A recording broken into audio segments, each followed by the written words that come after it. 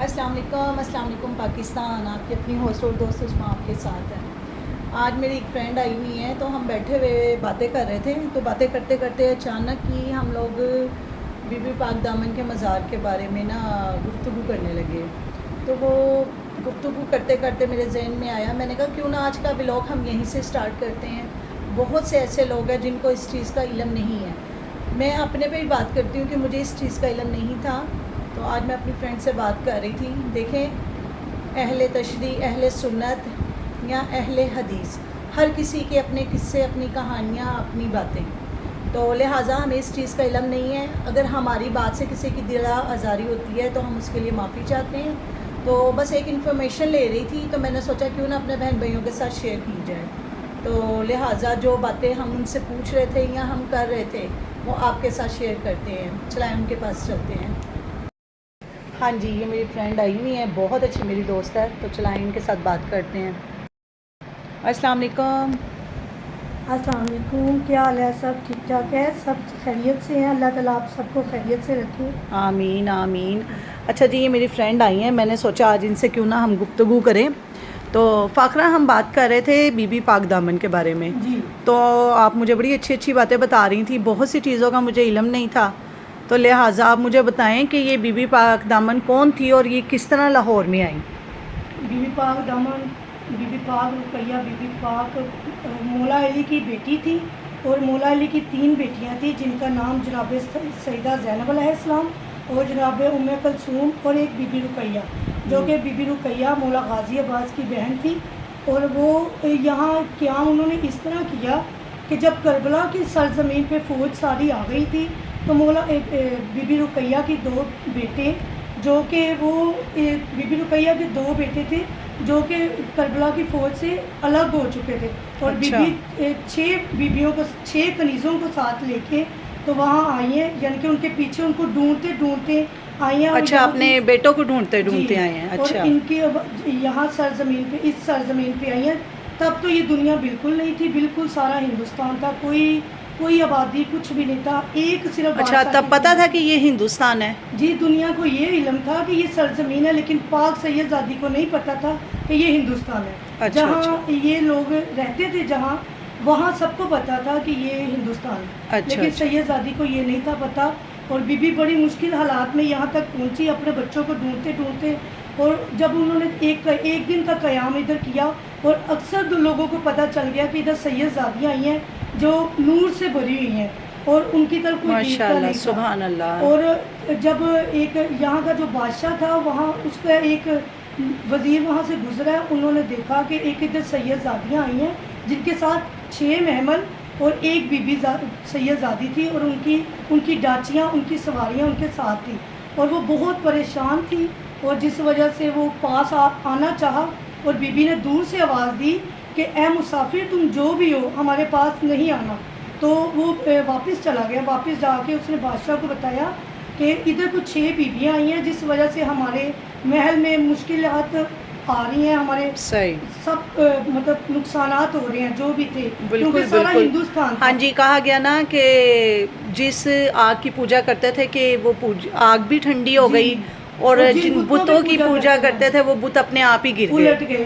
ہاں جی ہاں جی۔ اور ایسا بھی ہوا، یہ بھی سننے میں آیا ہے کہ جہاں یہ بہت زیادہ سرپرستی کرتے تھے بادشاہ، وہ خود بخود تختہ الٹ چکا تھا۔ اور صحیح بات۔ انہوں نے جب یہ دیکھا کہ جب سے یہ بیبیاں ایک دن کے قیام میں ادھر آئی ہیں، تب سے یہ ہمارا حال ہو رہا ہے۔ تو ایسے ہوا کہ بی بی پاک، وہ بادشاہ نے حکم دیا کہ یہ جو بھی سیدزاد، یہ جو بھی عورتیں ہیں، ان کو لے کے تو ادھر آئیں، ان صحیح ہے۔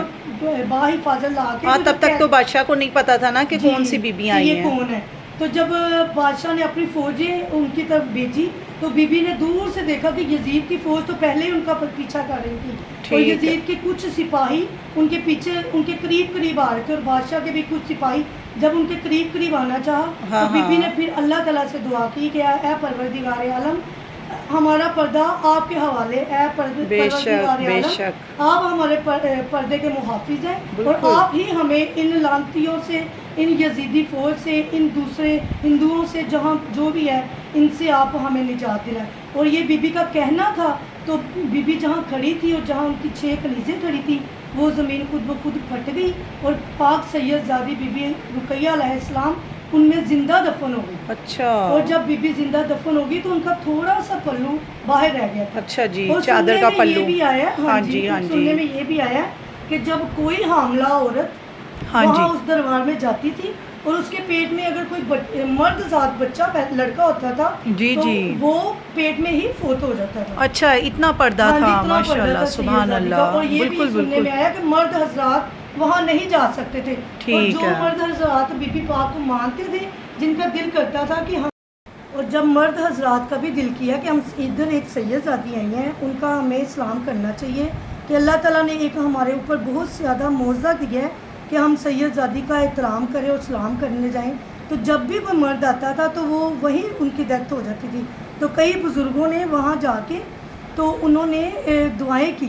ہاں جی, یہ بھی سننے میں ہے کہ ہاں جی دعائیں کی. مزار کے باہر انہوں نے دعائیں کی کہ اے پروردگار, اگر تو یہ بیبیاں ادھر آئی گئی ہیں جو کہ مولا علی کی بیٹی ہیں, مولا غازی عباس کی بہن ہے, بی بی رقیہ علیہ السلام ہے, تو کیوں نہ ہم بھی ان کی زیارت کر سکیں.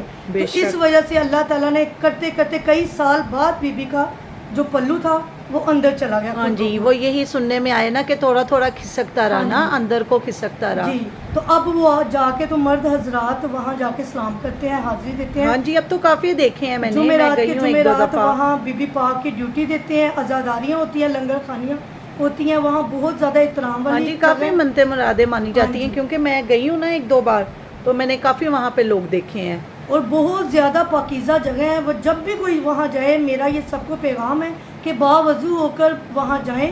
اور نظر نیاز تو بی بی کسی کی محتاج نہیں ہے, لیکن وہ تو آپ اپنی حب سے ہی ہے کہ نظر نیاز وہاں جتنا ہو سکے, جو آپ کو توفیق ہو. بے شک, جو آپ کو توفیق ہو. یہ سب کا میری طرف سے پیغام ہے. اللہ تعالیٰ آپ کو سب خوش رکھے. اور بہت بہت شکریہ فاخرہ, بہت شکریہ آپ کا.